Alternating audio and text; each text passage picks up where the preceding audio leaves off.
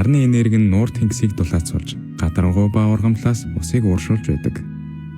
Харин уур нь агаар мандал руу дээш хөрж, конденсацлагдсанаар үүл үүсдэг.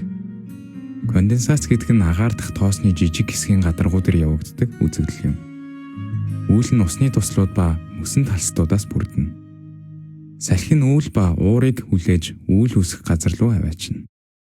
Ингээд конденсацд орсон усны туслууд нь томорч эхлэх ба тэд агаарт байж чадахгүй хэмжээнд хүрмэгцээ бороо хэлбрээр унана. Аливаа борооны үүс нь харанхуйтэй доор байрлана. Харин Адар борооны том үүл нь дүрш хэлбэртэй байдаг.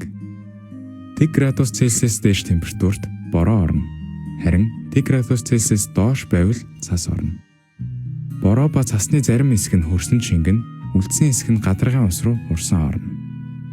Ингээд голууд усыг нуур ба тэнгист хүргэж, нарны цацрагийн нөлөөгөөр явагдах эдгээр байгалийн үзэгдэл нь дэлхийн газар бүрд циклээр эхнээсээ дахин давтагдан явагддаг ажээ.